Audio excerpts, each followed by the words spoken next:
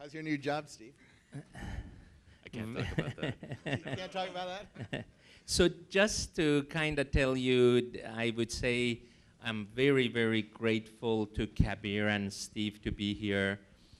When I asked them to join, they kind of said, but we don't do public talking. I said, don't worry, there is me and a few people, and it's going to be a fireside chat. So first of all, I thank you for joining us. And we love to keep this really casual and I love to inspire someone. We have about 150 entrepreneurs in the crowd. So I would love them to kind of take a message home that what should they do to build the next PayPal or YouTube. So starting with you, Steve, I love to say, why did you come to California? What was the reason you came here? And how was it in the early days that you did PayPal? You were one of the early people on PayPal. And early days of YouTube, if it is possible. Sure. Well, first, I'm really glad to be here. I think that personally, I've gone through sort of a transformation. Every 5 years or so, I think I get bored of my job, and I have to go find something new. And so it was about 15 years ago, and I've gone through 3 transformations. It was 1999. I remember it was at the end of November there when I first came from Illinois. I don't know if anybody's here from University of Illinois or Champaign.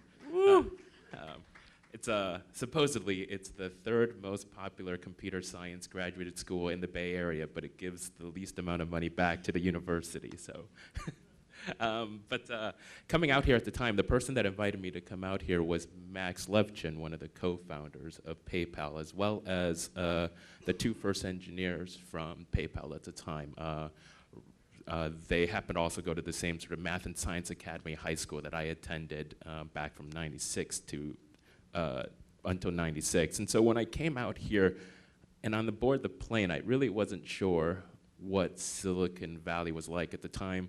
Digital photos were still hard to find, so Google wasn't around, so it was hard to search for exactly what I was going to get when I got off the plane. And I really expected, Silicon Towers and while I didn't find anything of that sort, it was an eye-opening experience driving down 101, and just about every technology name that I could find, from Sun Microsystems all the way down to, there was Adobe, and you're driving down 101, and everything along to the left and the right side of you was very different from what it was like driving in Chicago area.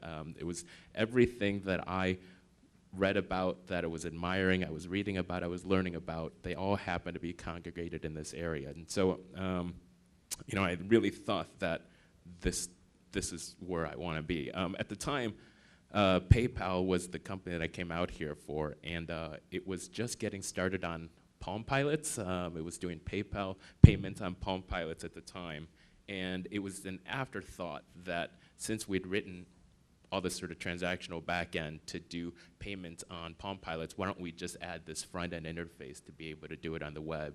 And of course, just a few months later after, they canceled the Palm Pilot application, and the PayPal web interface took off. And I'd love to talk more about that as we move forward, especially sort of the continuing relationship, sometimes good, sometimes bad, with PayPal and eBay over the course of the few years there. But moving forward, I think we went through a similar experience from PayPal to YouTube. So at the time when we started PayPal, I had met Chad Hurley, who was the co-founder. He was the original designer of PayPal. He prides himself in being the only CEO that's ever designed his own logo. So he designed the logo for YouTube, he designed the logo for PayPal. And when we were talking, this is fast forward about 5 years, this was about 2005, was when we started talking about doing something new. I think the idea for YouTube, I think had we not come up with this idea, somebody else would have. It's not a brilliant idea. It's just people have been trying to do this all along. It's a way to be able to share videos online. It's very simple, 5 words. You can describe what this application, what this service is supposed to do. But I think that we, at 2005, came up to the time where the technology was right? Bandwidth, broadband penetration reached a certain point where people can actually watch videos, stream videos, and actually upload videos without, if it was still sort of the modem days, it wouldn't have been possible. It came to a point in which sort of transcoding technologies was finally there. Flash had just come out with a new version, so you didn't have to download any more applications when you watch these videos. All these digital cameras could now take not just pictures, but actually motion JPEGs. They can actually take videos and upload it. And it really just came together at a time about 5 months, 6 months before YouTube had launched. So I think the growth was very, very quick during that time frame. So maybe with that, Robert, I see you want to. I was just wondering, how do you picked a couple of really good things to enter into. How do you build a sensitivity as an entrepreneur to pick the right thing to head toward? I mean, I don't know if this is not advice that I would give to my kids, but I think you do have to be a little bullheaded, and you do have to be able to kind of stand up when everyone else is saying no, because if everybody else is saying, go ahead and do this, then there are no challenges, and obviously this would have already been done. And so I think that with both of those cases hinted a little bit at the obstacles that YouTube had to, it was an obvious idea, but the obstacles, technological obstacles that it had to overcome to become an easier way to be able to penetrate with this idea. Same thing with PayPal at the time. Nobody was doing sort of person-to-person payment at the time. It encountered a lot of fraud problems early in the day because people were just taking credit cards, registering online, and sending out as many payments as possible before it got caught. And so I think many of these things ends up being obvious ideas, but you're going to have to kind of face some of these obstacles, and it's going to be a determination as to whether or not the obstacles are too big or not enough, and you can overcome them. So maybe we'll do question in a few minutes, but Kabir, thank you so much for being here. I think you are sort of representative of SoftBank, one of the most innovative companies in Japan and now in US. In the early days when you kind of recognized Yahoo being a great company and invested in it, and then more importantly, launched it in Japan in a much bigger scale than even Yahoo did it in US, and so on. And you kind of like, as a mobile operator, as a different owner of different properties, what are you looking for? What sort of innovation? What sort of investments? And maybe even if you can share with us the early days of your Yahoo decision or decision of investing both in US, China, India, and etc. Yeah, so firstly, I've only been at SoftBank now for 10 years, so I wasn't part of the Yahoo investment decision. But one of the things that we've tried to do, and we've been involved in that's probably was our most successful JV, but we've had successful joint ventures with Cisco, with E-Trade, with CarPoint. So we've done a number of these, and we've also had some that have not done well. And so that we've actually, when you're going into a partnership with someone, if things aren't working out, you can always build in mechanisms where you can say, okay, look, it didn't work out, so we're going to do something different. An example of that is Zynga. We had a JV, and we decided not to move forward because our paths were going in different directions. But I think what we did do with Yahoo, from what I understand, is from knowing Masa, is that you have to, and as Axel Springer was saying earlier today when we were chatting, is things have to be localized. There's no one size fits all, and markets are different. And Japan was and still is a very different market.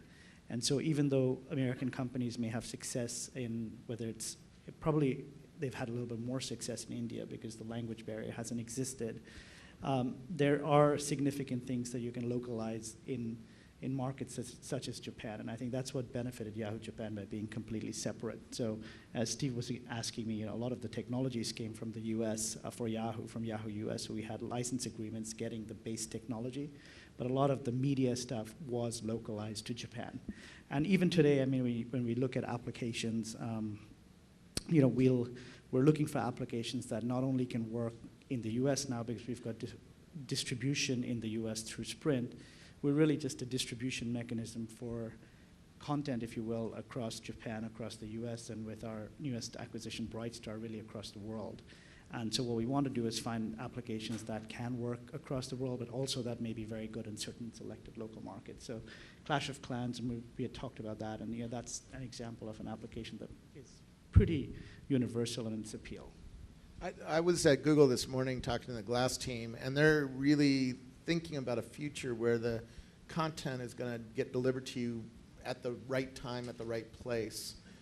How are you thinking about that at SoftBank, this new world where we're going to walk by a beacon and something might happen, or we cross a geofence in an airport and something else might happen, or we're in a city and I want to know news about where I'm at? So obviously for us, with a large percentage of our business being mobile operations, I think we've got some internet businesses. We have a lot of investments in internet companies, which is really the same thing today. It's the mobile internet. But we're also a mobile operator. And I think for us, I think at least in the foreseeable future, the major consumption of that consumption everywhere is still going to be on the mobile phone. So hopefully that kind of plays into our hands as a distributor of as someone who actually controls the consumer to some degree, at least controls the billing relationship. We should benefit from that. Although there are, again, our product is our network, so that does have some implications on the quality of the network, and that's very critical. So as I think most of you have read on Sprint, we are kind of working through a network overhaul, so that's going to be critical for the operator. So let me ask this, I think from both of you, Steve, I really think like my Sophie, who's 16 years old, barely watches TV. In fact, when I go home and I want to lay back and watch TV, I ask her, please, let's watch something together, because I like her to sit next to me. It's like I am like speaking gibberish. She just kind of says, the stuff on TV doesn't interest me, it's not on right now, or we can order everything from Netflix, I think we have like 3 different cables coming in. But among all of these media delivery system, sort of YouTube kind of, I would say, changed everything. It was like incredible. I have Alex, we have a Hollywood production center, and Lucy's, who runs that for us, the son, has a channel, and he makes $20,000 a month on rating games on his channel. It is amazing. He's like a 21-year-old guy. Sort of you created all these new channels. Did you kind of knew you're going to change the media world when you guys started YouTube? Or was it like developed as you went along? Well, to answer that last question, no, certainly not. I don't think that we expected the transformation that ultimately what YouTube formed, and it's not just sort of the dancing.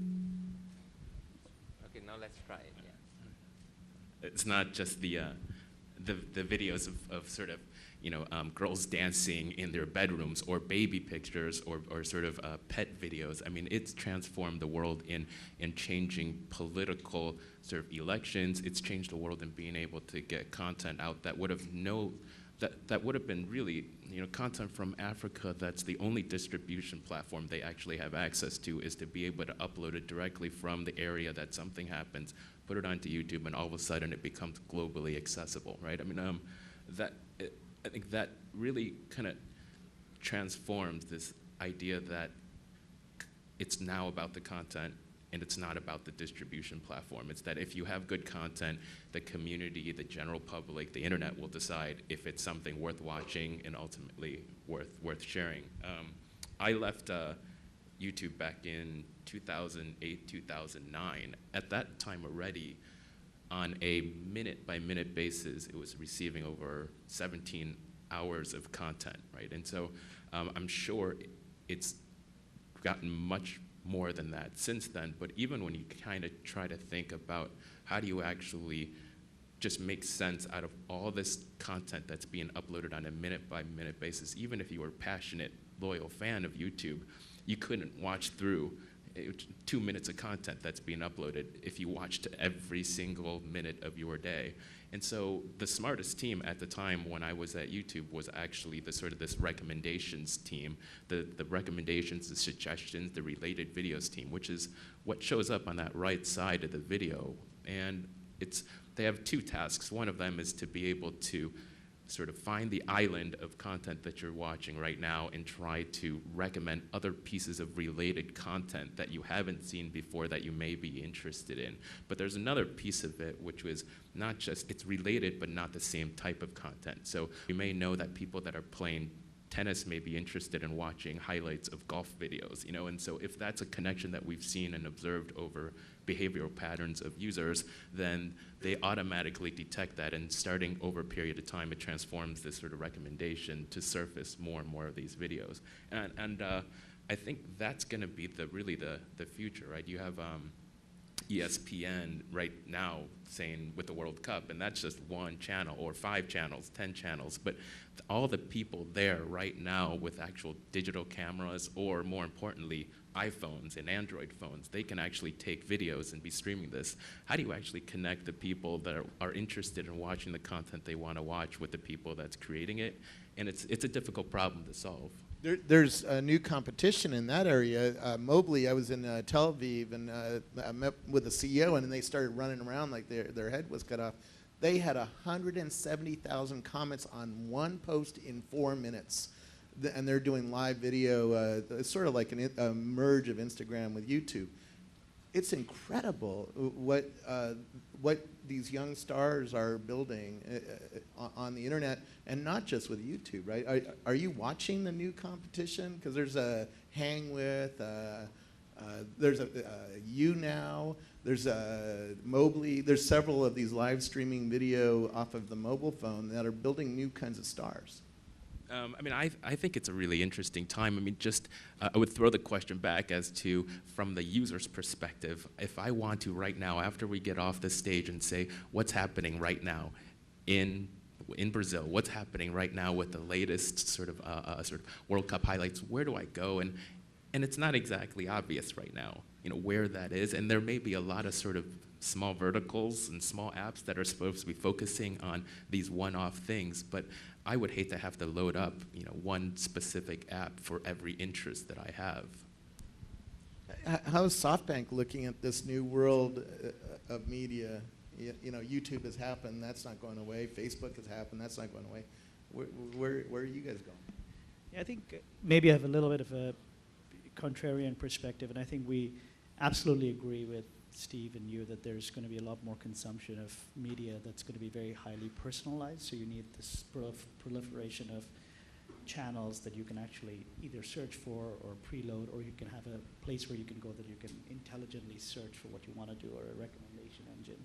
But I also think that there's also going to be a lot of content that's you know, consumed in a shared fashion, and the mobile phone may not be the best format for that. And so to some degree, you know, maybe I'm betraying my age, I'm more Saeed's age, that I do, and I'm lucky that I can convince my son to watch sports with me. So, but that's one example of a content that's, you know, you can have a lot of uploads about that event, you can have tweets about that event or comments on that event, but consumption of the entire event, even today, even though you can watch, you know, I think ESPN today was advertising, they had the US Open golf, they had the soccer game, and then the NBA finals, one after the other. And you can watch it on Watch ESPN. So you can consume it on your mobile phone. But a lot of it is still a shared experience with other people. So the soccer game, for example, I mean, if we went to my house now, there'd be 5 people watching it together. So those are things you can't replace. And then there's also the issue of rights, and how do you get around the rights, and some of those rights, especially on sports, just using an example, again, sticking with the same thing, are very tightly controlled by the folks that have. So we found that we were an investor in PP Live in China, and we are an investor in Ustream right now. So one of the challenges, of course, for SoftBank is how do you pay for the content, and some of the content that people do want to watch, I think will continue to exist in a form where it'll be prohibitively expensive for us to pay for it. We're expecting to see Apple bring out a wearable product, probably a watch, sort of like what Steve's wearing. and a TV product. I don't expect them to bring out a TV, a piece of glass TV. I expect them to come up with a new version of the Apple TV, maybe with cable. Where are you guys thinking that world is going? And how is that affecting your thinking about media? Because on my TV, I have an Apple TV and a Chromecast, so I can push video from my phone onto my screen.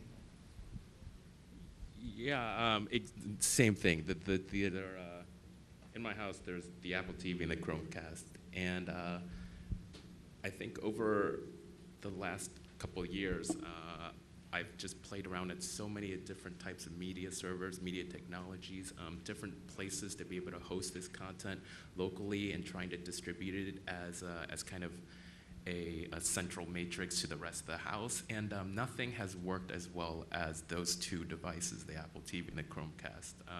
And I really think that it's the observation I would make is that most of that, it doesn't try to control the way that it distributes the content. It still relies on sort of another device, whether it's your iPhone, your iPad, your actual computer, to control it and to tell it where to get this content.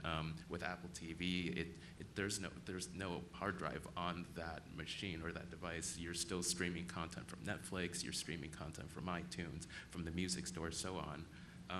And I think that that's kind of the direction that it's going, these real simple devices that end up making connecting, it's just a simple way to be able to connect what were sort of historically dumb TVs into being smart, because now they can actually connect to everything that your laptop is connected to.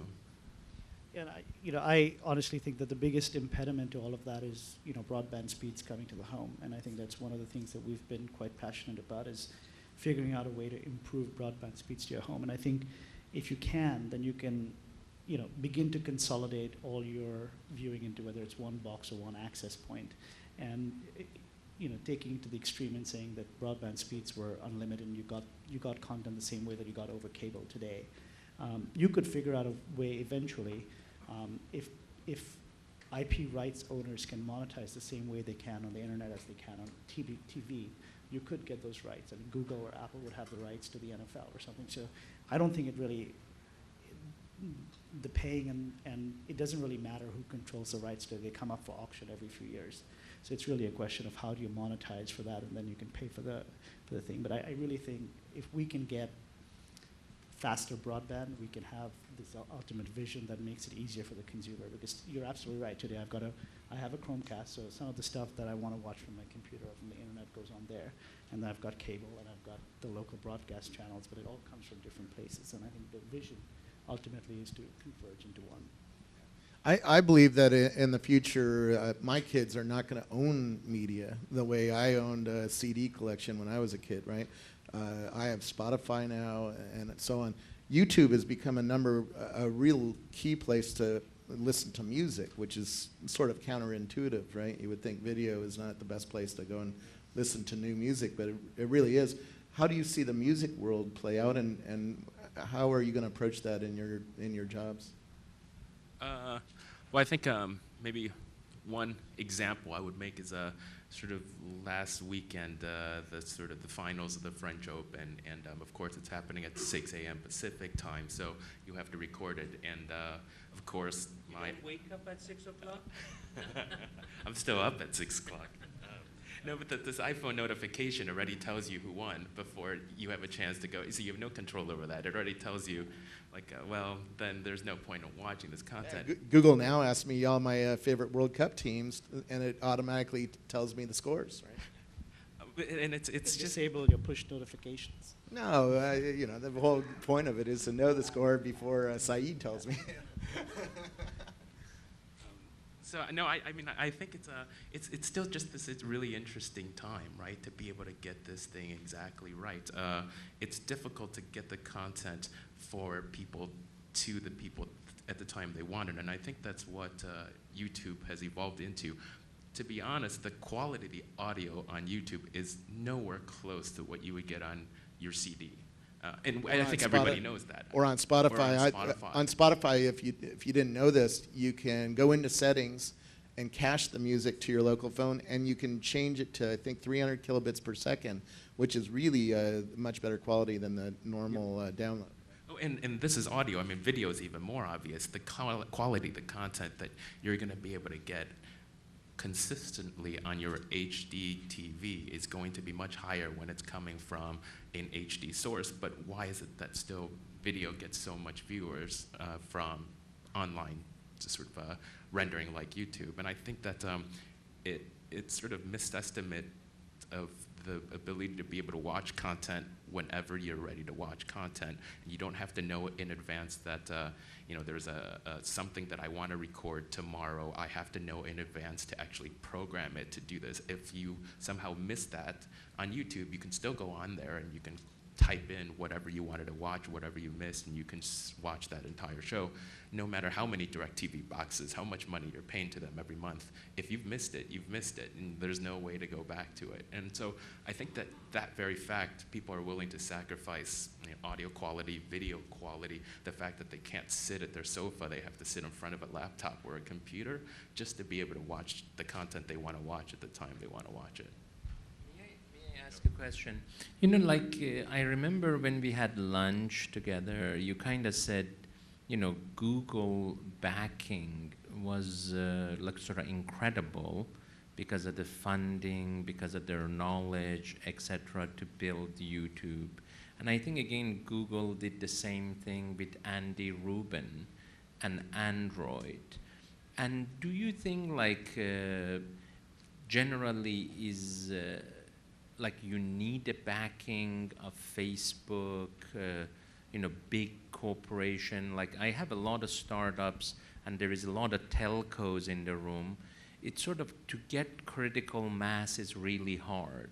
But if a telco like Singtel did this with us in Singapore, they have 4 million subscribers, and if they push something in Singapore, it catches on really fast.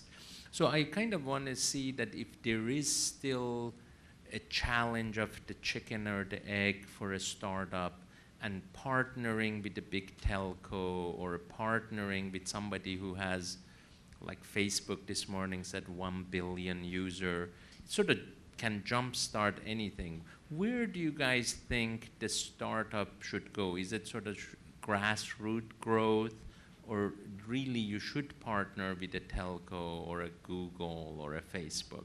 I love to hear it from both of you. I think my viewpoint is that, sometimes you have to find a champion within the larger companies, and sometimes you just focus on getting backing from a SoftBank or a Singtel or a Facebook. Number one, just talking to a lot of entrepreneurs, it's very challenging to navigate a larger organization. I think YouTube was acquired by Google, and they were already a large company when they came in, somewhat large. They had a brand and they had a following. But for startups, it's almost like if you come to a SoftBank or Sprint, you might be too early. You may not get the right passionate backing. You may just get lost. It might be a waste of your time in many ways. But that being said, of course, the distribution is important. And if you can cut a deal at some point, I think the key is to find one passionate backer within that organization. If it's a CEO, that's obviously the best, because things get done when the CEO likes something. But if you're just kind of chasing that, you may just get distracted from your purpose, which is kind of having the best product. So I think I would go back and say, for an entrepreneur, the thing is come up with the best product in what you're trying to do. It'll speak for itself. And even if you don't get that one distribution thing, the distribution will come if you have the best product. And that's what we're always looking for, is we're looking for the best product. Quickly to add, the historical personal account of it was in 2006. We had the decision to make, and very quickly, as to who we wanted to kind of partner up with or to be acquired by. And there were a few choices out here in the Bay Area to make. We ended up with Google. Well, I think there are two decisions. One of them is, do you sell the company or not? And the other one's, who do you sell it to? Absolutely, the first one, even after 6 months after the acquisition by Google, we did a quick survey of the 60+ employees of YouTube at the time, and none of them remarked, but just sort of positive opinions about this. We'd made the right decision in selling the company. It was obviously, that the value, the growth continued, but at that time, nobody had slept. Nobody had a weekend off, or sort of nobody had a week off straight. Nobody had a year off straight. Everybody was just working around the clock to keep this thing going. There were, at the time, it was pushing more bandwidth and more data than any network out there, any sort of company out there. And there were just 4 people that were actually doing this. And so there were 4 people that were flying out to New Jersey, to Santa Clara, down to LA, and they were just flying all over to replace these machines. And really, at the time, mobile was going to be big. We knew it, but we didn't have any staff on the team to actually do mobile. We knew international was starting to overcome. It was 60-40, but it was starting to get to be over 50% of the content viewers, certainly the content creators, were coming from international audiences. Localization is just it's a big pain if you haven't done it before, and it's a big pain even if you have done it before. And so these things, the reason why we chose Google is because they've created sort of internally, Google's made to be sort of a resource team, and so there's a whole internationalization team there that can help you. There's a whole, so it's not divided into specific products, but there's these verticals that are just specialized into doing certain things. So once we were able to be part of the Google family, we were able to get the Google Maps team to help us with sort of being able to look at where this content is being uploaded from. You can pinpoint the maps, you can pinpoint the where the viewers are coming from, the times, you can pinpoint the iOS app, the Android app. These guys were able to help build this. We were able to work with the international teams to be able to help us localize this. And I don't think that there was, any other company we could have partnered up with that could have provided that support that YouTube needed. What he's saying is Google is just a bigger plug and play. That's what I said. No. Yeah. Thank you. No, I think one of the things that we do is we don't buy companies. I think I was not talking about an acquisition, and I think that's a little bit different. So we've taken the tack of saying that we want to empower entrepreneurs. So if you see SoftBank's investments, even the larger ones, we take 30 to 35% of a company, and we try to help the company, but really it's the company founder's vision or the CEO's vision that we want to empower. But but I think Google especially, and as I've worked with them, and they've been very, very successful in nurturing the acquisition they've done. But for every YouTube, I've seen a lot of other companies kind of fall through after the acquisition. So I think it cuts both ways. It just depends on the right team to nurture you. I think this was a great insight into the challenges of a journey of an entrepreneur. And I wanted you guys to join me to thank our panelists, and really, really great insight. Thank you.